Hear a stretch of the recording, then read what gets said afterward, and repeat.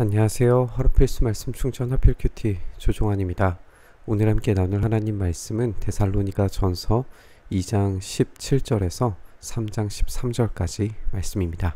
형제자매 여러분, 우리가 잠시 여러분을 떠난 것은 얼굴이고 마음이 아니다 라고 이야기합니다. 사도 바울이 여기서 이제 떠났다 라고 하는 표현 자체를 굉장히 강렬하게 사용하고 있는 걸 우리가 보게 돼요. 우리가 이 떠났다 라고 하는 것을 우리식으로서는 그냥 헤어진 정도로 생각을 할 수가 있는데, 원어의 뜻으로 하면은 이것이 고아가 되듯이 떠났다, 그러니까 고아를 만들다라는 뜻입니다. 그 정도로 아버지의 마음으로 데살로니가 사람들을 두고, 교인들을 두고 떠날 수밖에 없었던 그런 상황에 대해서 우리가 어제 본문에서 그 배경에 대해서 잠깐 나누었었죠. 그러니까 유대인 대적자들에 의해서 그 도시에서 쫓겨날 수밖에 없었고, 그 쫓겨나는 상황 자체가 굉장히 수치스럽고 그리고 불명예스러운 그렇게 떠난 상황이었다라고 하는 걸 우리가 함께 나눴어요. 그렇기 때문에 대적자들도 사도 바울에 대해서 계속해서 공격하기를, 그거 봐라, 사도 바울이 여기에서 돈 벌려고 한 거다, 다른 그리스 철학자들처럼 그저 단지 돈과 명예를 위해서 왔을 뿐이지 진짜 너희를 그렇게 심각하게 생각한 것은 아니었다라고 그렇게 공격을 했었을 거예요. 그런 차원에서 지금 형제 자매라고 부르면서 우리가 잠시 여러분을 고아처럼 둔 것은 단지 얼굴뿐이지 우리의 마음이 그렇게 떠나서 대적자들이 그렇게 이야기한 것처럼 완전히 여러분들을 잊어버리거나 한 것이 아니라는 사실을 다시금 강조하면서 이야기하고 있는 겁니다. 그것을 우리가 이제 표현 자체는 이렇게 사용되었는데, 사도 바울의 마음이 얼마나 절절한 마음인지는 생각을 해봤으면 좋겠어요. 우리는 얼굴을 마주하고 여러분을 볼 수 있기를 간절히 바라고 있다라고 이야기를 하면서, 우리는 여러분에게 가고자 했고 특히나 바울은 한두 번 가고자 했는데 그러나 사탄이 우리를 방해했습니다. 이 사탄의 방해는 우리가 이제 계속 살펴보고 있는 것처럼 유대인 대적자들이 사도 바울의 사역을 얼마나 심각하게 방해했는지, 그리고 이방인들조차도 이 복음을 거부하는 모습들을 어떤 방식으로 보였는지를 생각해 보면 이 말을 이해할 수가 있죠. 우리 주 예수께서 오실 때에 그분 앞에서 우리의 희망이나 기쁨이나 자랑할 면류관이 무엇이겠습니까? 그것은 여러분이 아니겠습니까? 사도 바울에게 있어서 유일한 면류관은 그 열매로 맺혀진 성도들입니다. 그리고 데살로니가 성도들이 마찬가지로 그 면류관이라고 이야기를 하고 있습니다. 여러분이야말로 우리의 영광이고 기쁨입니다 라고 이야기를 합니다. 이렇게 마치 자식처럼, 자기가 정말 직접 낳은 그 사랑하는 아이들처럼, 그리고 정말 하나님께 받을 영광스러운 면류관으로서 이들을 정말 존귀하고 사랑스럽게 대하고 있으나 상황 자체가 그들과 함께 하지 못해서 정말 절절하게 아파하고 있는 사도 바울을 우리가 읽게 됩니다. 그렇기 때문에 우리는 참다 못해서 우리만 아테네에 남아 있기로 하고 우리의 형제고 그리스도의 복음을 전하는 하나님의 일꾼인 디모데를 여러분들에게로 보냈습니다. 그것은 그가 여러분을 굳건하게 하고 여러분의 믿음을 격려해서 아무도 이런 온갖 환난 가운데에서 흔들리지 않게 하려는 것입니다. 우리가 이제 생각해 볼 수 있는 것처럼 지금 유대인 대적자들이 계속해서 지금 데살로니가 사람들을 뒤흔들어 대고 있고, 사도 바울이 정말 정직한 하나님의 사람이 아니라고 뒤에서 뒷말을 하면서 이런 음모를 꾀하면서 믿음으로부터 이탈하게 만들려고 그렇게 뒤흔드는 상황들을 들었기 때문에 사도 바울은 정말 물가에 내놓은 아이 마냥 정말 어찌할 바 모르는 안절부절함을 여기에서 보여주고 있는 거예요. 그래서 결국에는 참다 못해서 디모데를 보냅니다.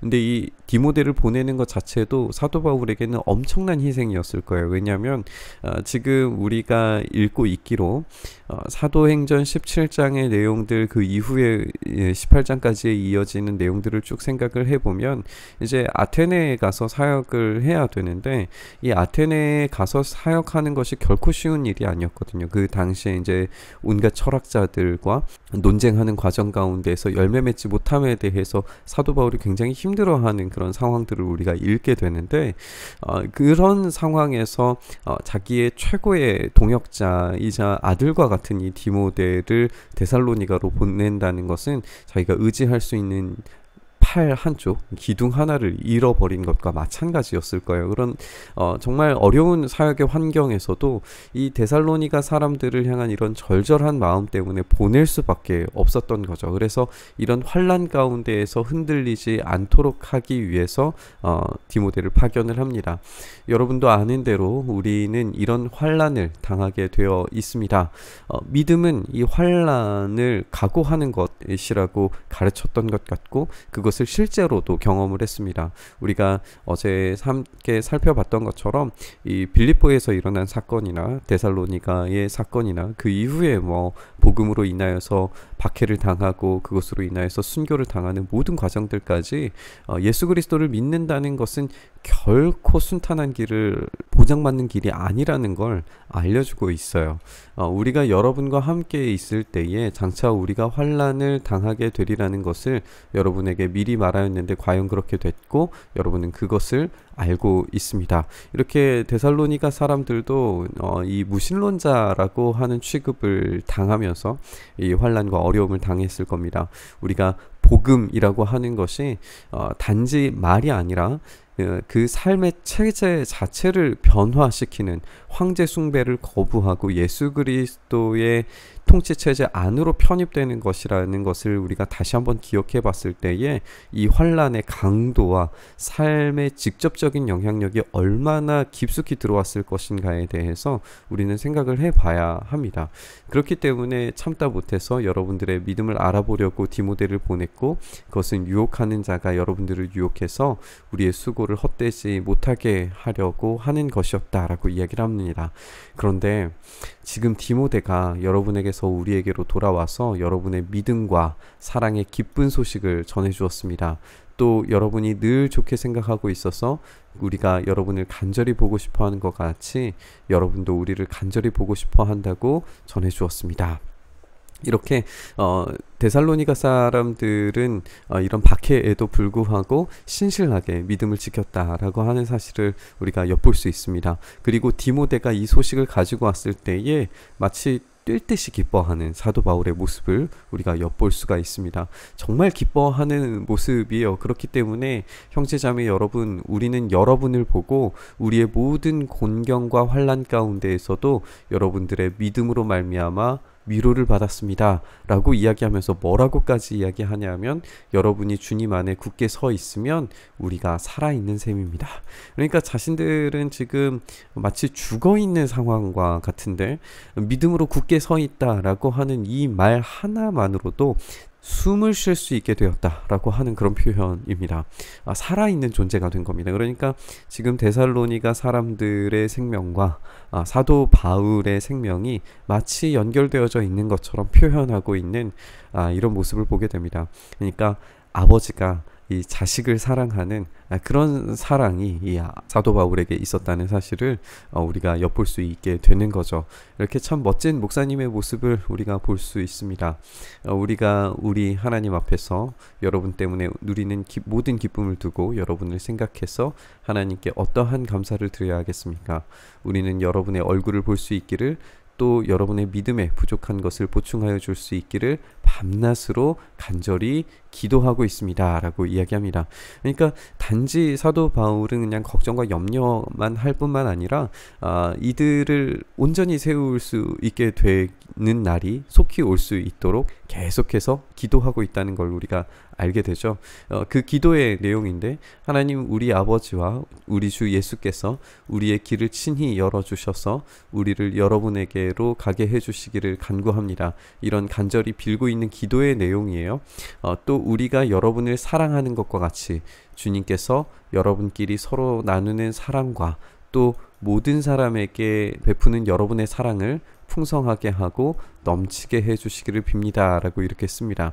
여기에서 이제 기도의 내용을 우리가 조금 더 살펴보면, 우리가 여러분을 사랑하는 것, 바울과 실라와 디모데가 데살로니가 사람들을 사랑하는 것과 같이 여러분끼리 서로 나누는 사랑이 있을 수 있습니다. 그리고 여기에 더불어서 모든 사람에게 베푸는 여러분의 사랑이 있을 수 있습니다. 이 말은 무슨 말이냐면 지금 이 공동체 가운데에 사도 바울 일행들이 이 데살로니가 교회에 사랑을 베풀었어요. 그랬더니 이 데살로니가 교회의 사랑이 넘치고 흘러서 이 공동체가 단단히 세워져 가는 것을 보게 되었습니다. 그런데 이 사랑뿐만 아니라 지금 데살로니가 교회 사람들의 사랑이 더욱더 흘러 넘쳤을 때 어디까지 사랑하게 되느냐? 모든 사람입니다. 모든 사람들은 이방인과 믿지 않는 사람들을 포함하는 모든 사람들입니다. 그러니까 지금 이런 넘치는 사랑의 방향성을 우리가 보게 되는 거예요. 이 복음에 편입된 사람들이 경험하게 되는 이 사랑의 역할과 방향은 단지 자기들끼리만 사랑하는 이기주의적, 집단 이기주의적 그런 사랑이 아닙니다. 이 사랑을 하나님께서, 우리 주님께서 넘치게 하실 때에 서로 사랑하는 것을 뛰어넘어서 모든 사람에게 그 사랑이 확장될 수 있도록 그들에게 사랑을 넘치게 부어 달라고 지금 사도 바울이 기도하고 있는 걸 우리가 보게 되는 거예요. 이 사랑이 넘치게 되었을 때에 그 사랑의 넘침이 언제까지 지속되어야 하느냐? 그래서 주님께서 여러분의 마음을 굳세게 하셔서 우리 주 예수께서 자기의 모든 성도들과 함께 오실 때에 우리 아버지 앞에서 거룩함에 흠잡힐 때가 없게 해주시기를 빕니다. 주님이 재림으로 오실 때까지 그 사랑은 확장되고 넓어져야 된다는 거예요. 우리가 오늘 이 본문에서 느끼는 것은 사랑의 어떤 구체적인 실제의 예를 볼 수 있게 되는 것 같습니다. 사도 바울은 정말 절절한 마음으로 데살로니가 사람들을 사랑합니다. 그들이 혹시나 그 믿음에서 떨어지지는 않을까, 그리고 주님이 다시 오시는 날까지의 그 소망과 인내를 지키지 못하면 어떻게 할까, 그런 절절한 마음을 가지고, 사랑의 마음을 가지고, 애타는 마음을 가지고 자기의 어려움에도 불구하고 희생에도 불구하고 동역자인 디모데를 보냈고 다시 돌아와서 그 기쁜 소식을 전했을 때에 내가 이제 죽었다 살았다 라는 그런 표현을 할 정도로 안도하는 그런 모습을 우리가 보게 됩니다. 이런 절절한 사랑이 사도 바울에게서 데살로니가 교회에 전해졌고, 그리고 사도 바울이 기도하는 것처럼 데살로니가 교회 안의 성도들이 서로 사랑하는 것을 뛰어넘어서 모든 사람에게 그 사랑이 넘치고 흘러갈 수 있기를 바라면서 기도하는 모습을 우리가 보게 됩니다. 우리가 그렇게 기도했으면 좋겠습니다. 이기주의 집단이라는 별명을 받을 정도의 지금의 우리 교회들의 모습 속에서 다시 한번 이 사랑을 회복할 수 있게 해달라고 기도했으면 좋겠습니다. 우리의 사랑은 우리끼리의 사랑에서 머물러서는 안 됩니다. 사도 바울이 데살로니가 교회 사람들을 위하여 기도했던 것처럼 모든 사람에게 그 사랑을 확장시켜야 했던 것, 그리고 그것이야말로 참된 예수 그리스도의 통치체제 안으로 들어가는 것, 그래서 그것이야말로 진짜 참된 복음이라는 것, 그것을 실제로 삶으로 보여냈다는 것을 우리가 기억하면서 우리 교회에서도 그런 사랑이 확장되어서 참된 예수 그리스도의 통치체제 안에 우리가 들어가 참된 복음을 선언하고 선포하고 우리의 삶에 적용되어지고 살아내어지는, 그래서 우리 주님께서 다시 오셨을 때에 우리가 부끄러움 없이 면류관을 올려 드릴 수 있는 그런 삶이 될 수 있게 해달라고 우리 그렇게 같이 기도하면서 묵상의 자리로 나아갔으면 좋겠습니다. 주님, 우리의 삶이 그렇게 되기를 소망합니다. 우리가 주님께 우리의 삶을 드리고 또 주님께서 주시는 그 사랑이 넘쳐서 모든 사람에게 그 사랑이 흘러갈 수 있도록 우리의 삶과 마음과 생각을 붙들어 주시옵소서. 이렇게 우리의 삶을 사용하셔서 거룩한 흠 없는 존재로 온전히 살아갈 수 있도록 주님의 다스리심 안에 오늘도 살게 하여 주시옵소서. 이렇게 우리를 붙들어 주시기를 간절히 소망하며 우리 주님 예수님 이름으로 기도드리옵나이다. 아멘.